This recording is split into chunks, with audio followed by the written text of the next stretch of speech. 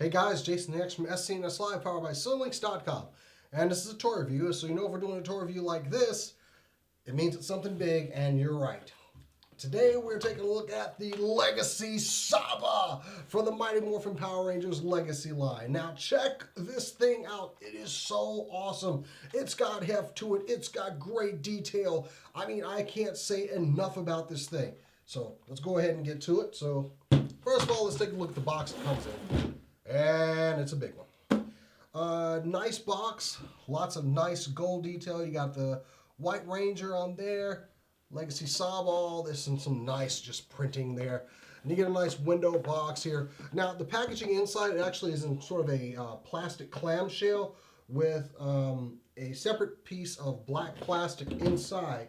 So you know that the item is going to be well protected when it comes through. And it's just like this, keeps it from making contact with the cardboard style stuff here. But yeah, box, sword. Now this thing is freaking sweet. I mean, I knew it was going to be awesome, but I didn't expect it to be this great. Now, what you have is a closed version of the sword, but you can open it up. Now, but it's about 24 inches long at this rate here. Once you slide this out, you get an extra 3, so it'll come in at about 27, 28 inches. So yeah, this thing does not feel like a role play weapon at all. It feels like a freaking sword. So yes, fantastic, and great detail on it too.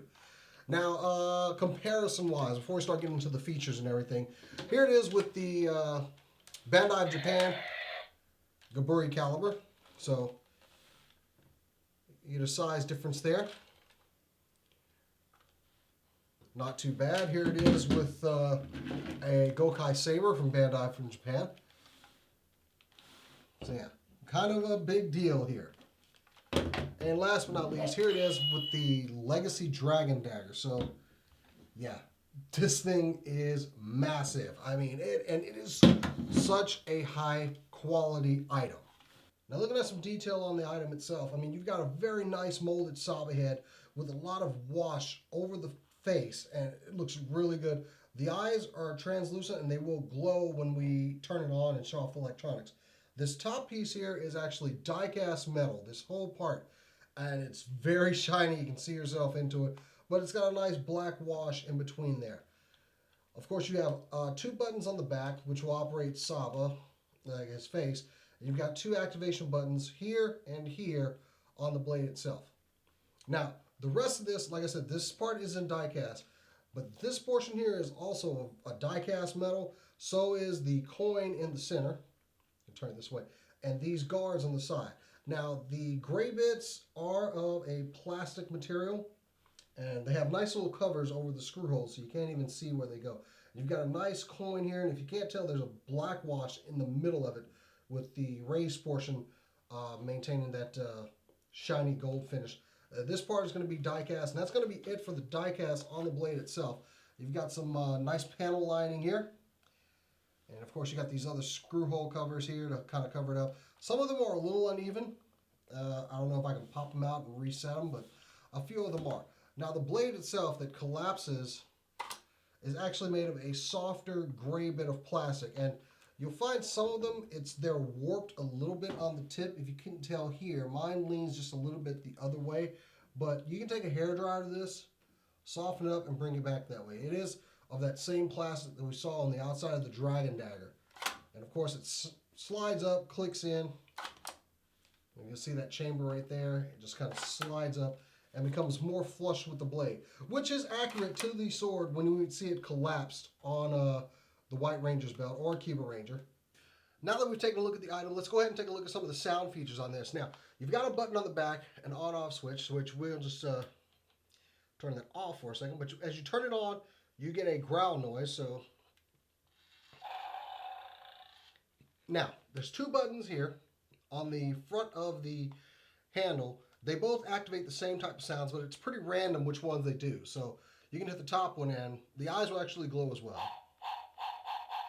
So you get a swoosh, you get a clang, and there's another sound in here. kind of a crash, and there's your swoosh. So you got 3 sounds in there, and they all hit at random. They sound a lot like the ones we got with the Legacy Dragon Dagger.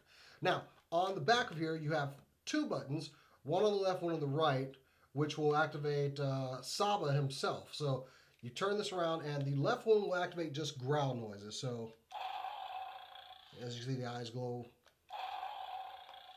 And the speaker is actually underneath the roof of the mouth. So I hope that's picking up well. But anyway, there's the sound effect you get there. Now, on the other side, you will get talking sounds, which were recorded by the original voice actor. And he went back and recorded some lines for it, so let's go ahead and hear them. Now, you can hear that kind of zzz, and that's the gears inside turning them out. So.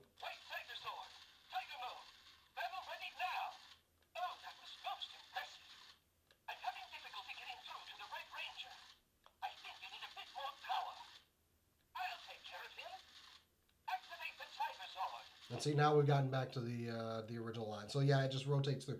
Now, if you hold the button on the right down, you'll get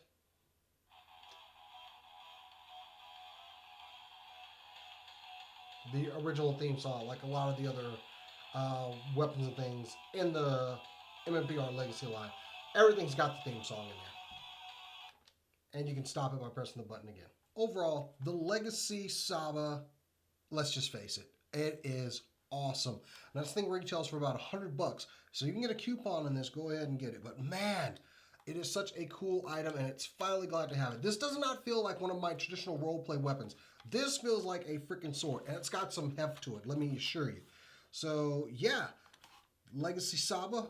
You can only get this at Toys R Us, and I think you'll be able to get it at Amazon and a few online retailers a little bit later on. But for now, guys, this is awesome and worth picking up if you're an MMPR enthusiast like I am. Well, guys, that's it from me, Jason the X for SCNS Live. This is seriously a cool piece. Go pick this up if you can. Go ahead and like this video, subscribe for many more, and check out cinelinks.com. But until next time, guys, I'll catch you later.